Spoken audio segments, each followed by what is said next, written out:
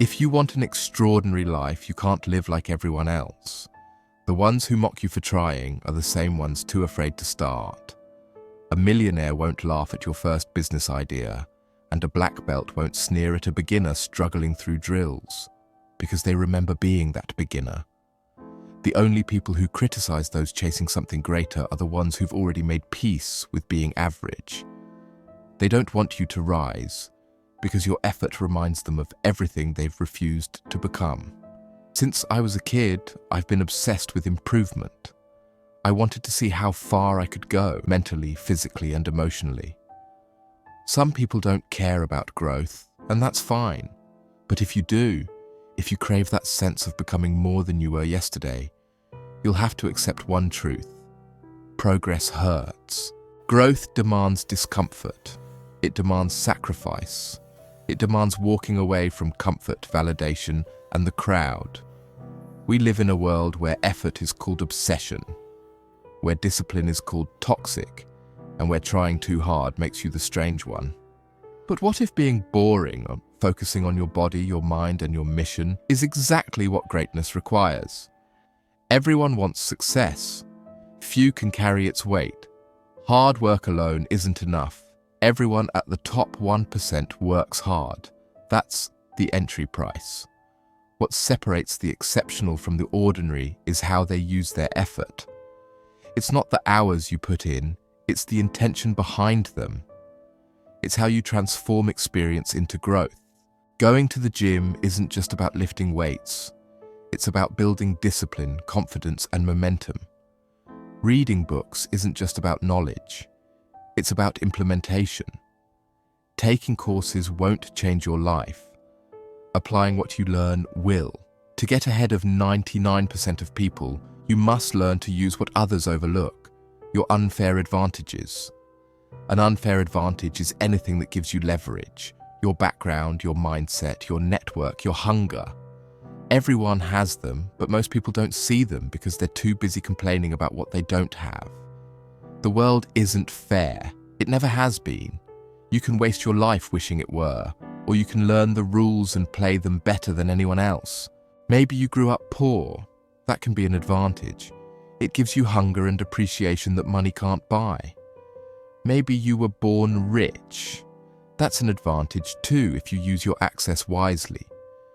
Every circumstance can either weaken you or sharpen you. The choice is always yours. When I started my YouTube channel, I failed again and again. I'd already paused medical school to chase a dream that no one believed in. For years, nothing worked. But when my family lost everything, our savings, our security, our comfort, failure was no longer an option. I had no safety net, no excuses, just a promise to myself that I wouldn't let them down. That's when everything changed. Because pressure can destroy you, or it can forge you. The moment there's no way out, your focus becomes absolute. Every distraction disappears. That's where transformation happens, when you have no backup plan. Most people never reach that point because they always leave themselves an escape route. They tell themselves, if it doesn't work, I'll try something else. And that's exactly why it doesn't work. Success demands commitment so deep that failure becomes unacceptable. Step 1, take full responsibility for your life. The world is unfair, but complaining doesn't make it fairer. Every time you blame something else, your past, your circumstances, your parents, your luck, you give away control. Responsibility is the price of freedom. The moment you accept that everything in your life is your fault, you unlock the ability to change everything. You and the person you admire might not share the same starting line, but both of you can move forward. Success isn't about fairness, it's about ownership. Step 2, use your unfair advantages. In the book, The Unfair Advantage, the authors describe the Miles framework: money, intelligence, location, education, and status. Everyone has some mix of these. It's not about having them all. It's about recognizing which ones are yours and using them to move faster. Money gives you time and options. Intelligence helps you adapt and create. Location can open or close doors. Education and access to information can give you leverage. Status builds credibility. But even without them, you can win, because the internet has made access nearly limitless. When I started, I worked at restaurants in London for minimum wage. I saved every pound to buy my first iPad. I learned editing from YouTube tutorials, ideas from podcasts, business from creators. Everything I know, I learned online for free. The internet became my mentor. That was my unfair advantage. If you know how to use it, you can learn anything, from video editing to investing to psychology, all from your phone. That's the greatest advantage in history, and most people waste it scrolling. Once you understand your advantages, you need to align them with your direction.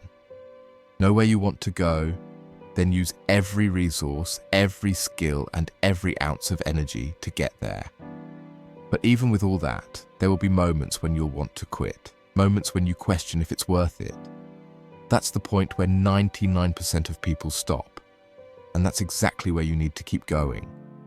When things get hard, most people retreat to comfort. They take the easy route, the distraction, the excuse. But comfort is where dreams go to die. Every time you push through pain, you separate yourself from the majority. You'll hear voices telling you to take it easy. Why push so hard? You're already doing fine. They'll try to make you feel guilty for wanting more, but ask yourself, do you want their life? Would you trade places with them? If not, then stop listening. You don't need everyone's approval. You don't even need to be understood. The only opinions that matter are from those you respect, people who've built what you're trying to build. Critics will always talk. That's their full-time job.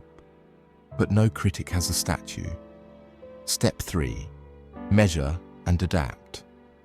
Whether it's fitness, business, or personal growth, you can't improve what you don't track.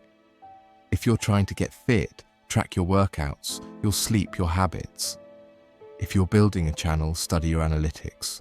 Find what's working, fix what isn't. Improvement isn't luck, it's feedback.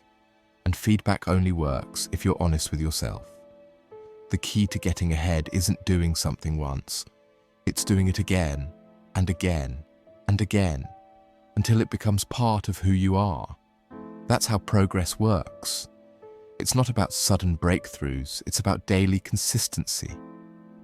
Discipline isn't punishment. It's power. It's what gives you control in a world built on distraction. Everyone wants motivation, but motivation fades, discipline stays. When you show up even when you don't feel like it, that's when you become unstoppable. The top 1% aren't necessarily smarter or luckier. They're just consistent longer than everyone else. You can have every excuse, your background, your age, your circumstances, but none of it matters as much as your ability to keep going. Because success is rarely about talent. It's about endurance. You will fail. You will face doubt. You will lose friends who don't understand why you're obsessed with improvement. But when you finally break through, when you see the results of years of unseen effort, none of that will matter. In the end, it's simple. You can live like most people, comfortable, distracted, and unfulfilled. Or you can choose the harder path, the path that demands discipline, courage, and patience. Getting ahead of 99% of people isn't about luck or privilege. It's about refusing to quit when everyone else does. It's about using what you have, owning your journey, and growing from every failure. Because once you stop chasing comfort and start chasing growth, the world opens up. And that's how you build a life most people only dream about.